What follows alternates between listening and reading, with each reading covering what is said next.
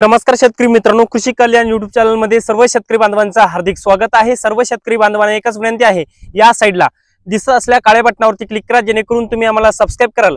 आणि तुम्ही जर आम्हाला सबस्क्राइब केलं तर शेती संबंधित असेच नवनवीन व्हिडिओ तुम्हाला आमचे सर्वप्रथम पाहायला भेटतील। तर शेतकरी मित्रांनो, चला तर व्हिडिओला सुरुवात करूया। तर शेतकरी मित्रांनो, आपण या व्हिडिओच्या माध्यमातून कर्जमाफी संदर्भात एक महत्त्वाचा असा अपडेट घेण्याचा प्रयत्न करणार आहोत। कारण की पत्रकारांच्या माध्यमातून राज्याचे उपमुख्यमंत्री एकनाथ शिंदे साहेबांना कर्जमाफीवरून प्रश्न विचारलेला आहे। आणि आता एकनाथ शिंदे साहेबांच्या माध्यमातून कर्जमाफी संदर्भात सकारात्मक त्यांच्या माध्यमातून उत्तर देण्यात आलेलं आहे। आणि कर्जमाफी आता कधी होणार, कारण की भरपूर आता व्हिडिओ व्हायरल होत आहेत की 1 जून पासून कर्जमाफी होणार। आता 1 जून पासून खरंच कर्जमाफी होणार का? याचबरोबर कर्जमाफीचा नवीन अपडेट काय आहे, याचबरोबर येणाऱ्या जिल्हा परिषदेच्या निवडणुकीच्या पार्श्वभूमीवर या निवडणुकीच्या अगोदर जर कर्जमाफी सरकारने केली तर सरकारने जर केली तर या कर्जमाफीचा फायदा या निवडणुकीमध्ये सरकारला होऊ शकतो। या संदर्भात संपूर्ण अपडेट घेण्याचा प्रयत्न करणार आहोत। तर नमस्कार, मी ज्ञानेश्वर सवणकर स्वागत करतो कृषी कल्याण युट्यूब चॅनल मध्ये। सर्व शेतकरी बांधवांना एकच विनंती आहे, व्हिडिओ शेवटपर्यंत पहा, जेणेकरून असेच नवनवीन अपडेट तुम्हाला कळतील। तर मित्रांनो, चला तर व्हिडिओला सुरुवात करूया। तर शेतकरी मित्रांनो, सर्वप्रथम मी तुम्हाला सांगू इच्छितो की पत्रकारांच्या माध्यमातून राज्याचे उपमुख्यमंत्री एकनाथ शिंदे साहेबांना कर्जमाफीवरून प्रश्न विचारला। आणि एकनाथ शिंदे साहेबांच्या माध्यमातून कर्जमाफीवरून सकारात्मक उत्तर देण्यात आलेलं आहे। एकनाथ शिंदे साहेब असं म्हणत आहेत की आम्ही जे शेतकऱ्यांना वचन दिलं होतं ते आम्ही वचन पूर्ण करणार। जसं की कर्जमाफीचं आम्ही वचन शेतकऱ्यांना दिलं होतं आणि ते आम्ही वचन पूर्ण करणार, अशी माहिती एकनाथ शिंदे साहेबांच्या माध्यमातून मीडियाला देण्यात आलेली।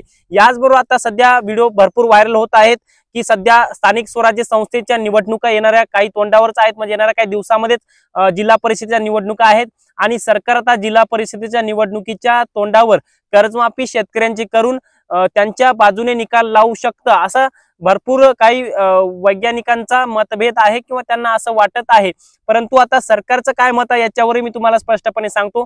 सरकारने निवडणुकीच्या काळामध्ये म्हणजे विधानसभा निवडणुकीच्या कालखंडामध्ये शेतकऱ्यांना कर्जमाफीचं वचन दिलं होतं आणि आता ते वचन पूर्ण करायची वेळ आलेली आहे। मागच्या अर्थसंकल्पीय अधिवेशनामध्ये काय कर्जमाफीची घोषणा केली नाही, परंतु सरकारनं बरोबर पॉइंट धरून ठेवलेला आहे। तो पॉइंट म्हणजे आता येणारी स्थानिक स्वराज्य संस्थेची निवडणूक म्हणजे जिल्हा परिषदेची निवडणूक आणि येणाऱ्या जिल्हा परिषदेच्या निवडणुकीपूर्वी जर सरकारने शेतकऱ्यांची कर्जमाफी केली तर 100% या सरकारला फायदा होईल असं सरकारला वाटत आहे।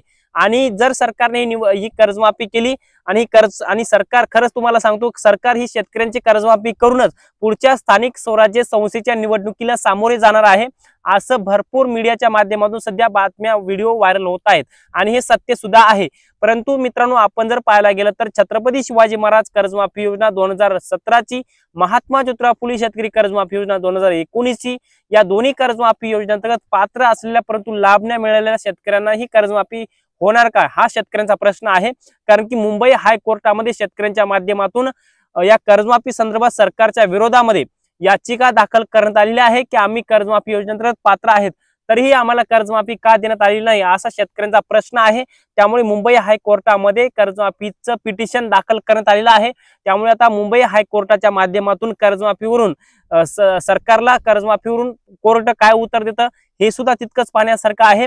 परंतु आता भरपूर शेतकऱ्यांच्या माध्यमातून एक प्रश्न उपस्थित केला जातोय की दादा, आता या स्थानिक स्वराज्य संस्थेच्या निवडणुकीमुळे जर सरकारने कर्जमाफी केली तर आमची कर्जमाफी होईल का? आमचं या वर्षातलं कर्ज आहे, आमचं त्या वर्षातलं कर्ज आहे।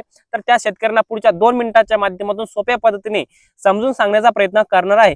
तर शेतकरी बांधवांना सांगू इच्छितो की 2014 ते 2019 या कालखंडामध्ये 2 कर्जमाफीच्या योजना चालू झाल्या, राबवण्यात आल्या।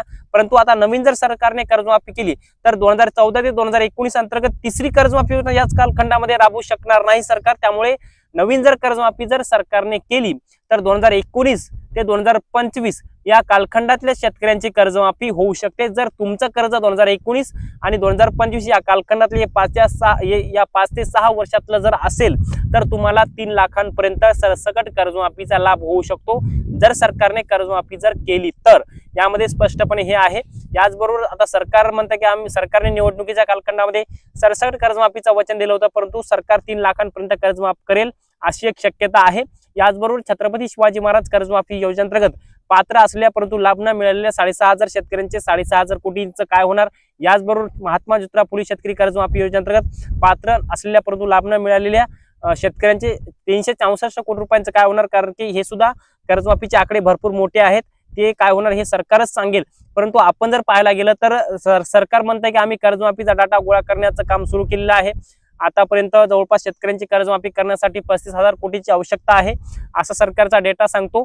आणि सरकार म्हणतंय की आम्ही डेटा गोळा करायला सुरुवात केलेली आहे, परंतु प्रत्यक्षात मात्र डेटा गोळा सुरू करायला सुरुवात केली का नाही केली ते सरकारलाच माहित।